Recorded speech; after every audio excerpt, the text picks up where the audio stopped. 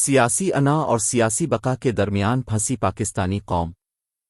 تحریر سید مجاہد علی۔ پاکستان میں رونما ہونے والے سیاسی حالات نہ تو ملکی سیاست و جمہوریت کے لیے اچھے ہیں اور نہ ہی بدنظمی اور بے یقینی کی موجودہ صورتحال میں معیشت کے لیے بہتری کا کوئی راستہ تلاش کیا جا سکتا۔ ملکی سیاسی قیادت ہوشمند ہوتی تو احتجاج، انتخابات، استعفے دینے اور اسمبلیاں توڑنے جیسے ہتھ کنڈے اختیار کرنے کی بجائے مل جل کر قومی دانش کا کوئی ایسا راستہ تلاش کیا جاتا جو سب سے پہلے ملک کو غیر معمولی معاشی دباؤ سے نجات دلا سکتا اور اس کے بعد عوام کے لیے سہولت کا کوئی انتظام ممکن ہوتا۔ البتہ اس وقت ایک طرف سیاسی انا کا معاملہ ہے تو دوسری طرف سیاسی بقا کا مرحلہ درپیش ہے۔ عمران خان کو شدید غلط فہمی ہے کہ وہ فوری انتخابات کی صورت میں ملک کو فتح کرنے کی صلاحیت رکھتے ہیں، جبکہ شہباز حکومت کو اسی حد تک یقین ہے کہ اگر موجودہ مہنگائی اور عوام کی مایوسی کے ماحول میں انہوں نے انتخابات کا سامنا کیا تو رہی صحیح عزت سادات بھی خاک میں مل جائے گی۔ لیکن اس کے ساتھ ہی شہباز شریف سے یہ سوال تو کیا جا سکتا ہے کہ جب انہیں نہ تو اپنی ہی پارٹی پر اختیار ہے اور نہ وہ حکومتی معاملات میں فیصلے کرنے کا اختیار رکھتے ہیں تو وہ کس برتے پر قوم و ملک کو معاشی بحران سے نکالنے کا راستہ تلاش کر کے آئندہ چند ماہ کے بعد مسلم لیگ نون کو سرخرو کر سکیں گے اور انتخابات جیت کر عمران خان پر ثابت کر سکیں گے کہ انہی کی پارٹی در حقیقت ملک پر حکومت کرنے کا اختیار رکھتی ہے۔ یہ ایک سادہ اور عام فہم کا معاملہ ہے کہ اگر کسی گھر میں معاشی حالات خراب ہوں، باہر سے لیا ہوا قرضہ بہت زیادہ ہو اور وعدے کے مطابق اس کی ادائیگی کا بندوبست کرنے کا اہتمام کرنا مشکل ہو رہا ہو، اس کے علاوہ گوناگوں مصائب کی وجہ سے جن میں بے روزگاری، کاروبار میں خسارہ، خراب فصلہ، گھر میں علالت جیسی کوئی بھی صورت حال موجود ہو تو اس گھر کا سربراہ اور سارے ذمہ دار کیا کریں گے؟ کیا وہ ایک دوسرے کو ان مسائل کا ذمہ دار قرار دیتے ہوئے ایک دوسرے کے ساتھ دست و گریبان ہوں گے اور محلے والے ان احمقوں کا تماشا دیکھ کر ٹھٹھا اڑائیں گے؟ پھر وہ ایک خاندان کا فرد ہونے کے ناطے مل بیٹھ کر یہ سوچنے کی کوشش کریں گے کہ اس مشکل سے کیسے نکلا جائے؟ ظاہر ہے کہ کوئی بھی معقول خاندان ایسے موقع پر باہمی اختلافات بھلا کر سر جوڑ کر بیٹھے گا۔ ایسے موقع پر یہ تکرار کرنے کی کوشش نہیں کی جائے گی کہ کون نالائق ہے، جسے نوکری نہیں ملتی، کس کی حماقت کی وجہ سے کاروبار میں خسارہ ہو گیا، فصل تباہ ہوئی، بلکہ وہ ان باتوں کو فراموش کر کے یہ سمجھنے کی کوشش کریں گے کہ ان حالات سے کیسے باہر نکلا جا سکتا ہے۔ یعنی اتفاق رائے سے پیدا کیا گیا باہمی اتفاق اور خیر سگالی مشکل میں گھرے ہوئے کسی بھی خاندان کے لیے اہم ترین بنیاد ہوگی۔ اس کے بعد یہ جائزہ لیا جائے گا کہ قرض خواہوں کی ادائیگی کرنے کے لیے کن دوستوں ہمسایوں سے مدد مانگی جا سکتی ہے۔ ظاہر ہے کہ کسی محلے یا بستی میں آباد کوئی خاندان اس سماج کا حصہ ہوتا ہے اور وہاں اگر ان کے بدخواہ ہوتے ہیں تو خیر خواہوں کی بھی کمی نہیں ہوتی۔ البتہ یہ خیر خواہ بھی اسی وقت امداد کرنے کے لیے قدم آگے بڑھاتے ہیں جب مشکل میں گھرا کوئی خاندان سر پھٹول میں مشغول ہونے کی بجائے ایک سربراہ کی سرکردگی میں متفقہ طور سے کوئی حل تلاش کرنے کی کوشش کر رہا ہو۔ قرض کی ادائیگی کا انتظام کرنے کے بعد دوسرا کام یہ ہوگا کہ گھر کے مصارف کیسے پورے کیے جائیں گے۔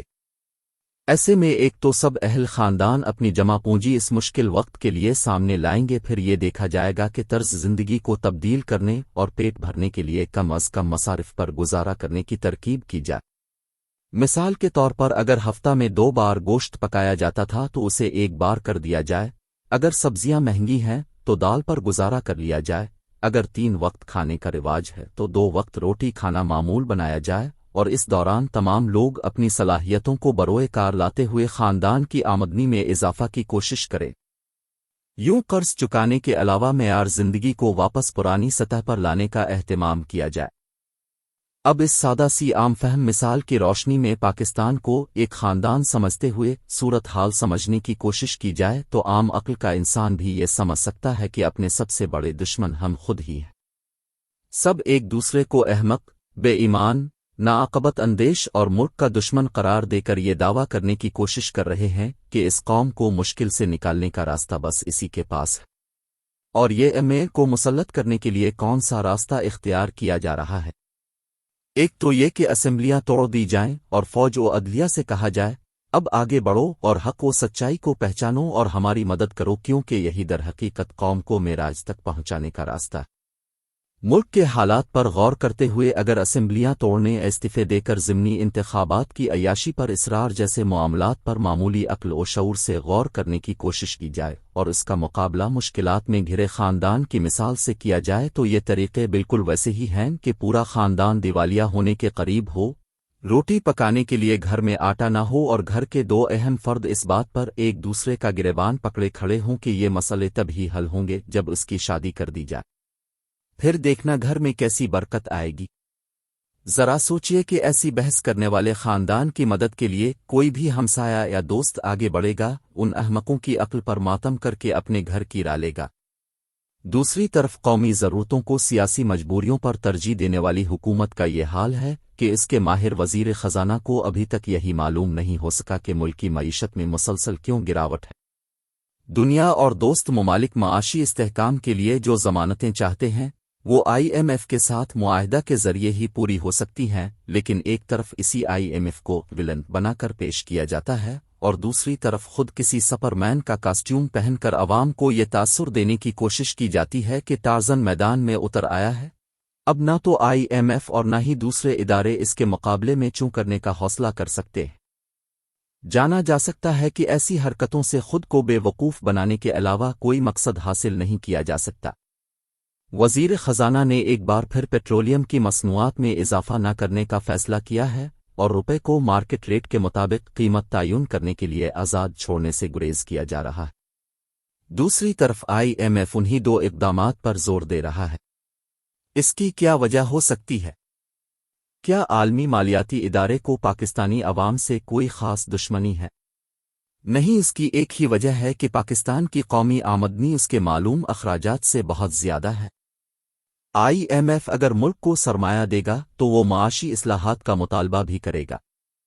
دیکھا جائے تو طویل المدت تناظر میں یہ فیصلے معیشت کی پیداواری صلاحیت میں اضافہ کرتے ہیں،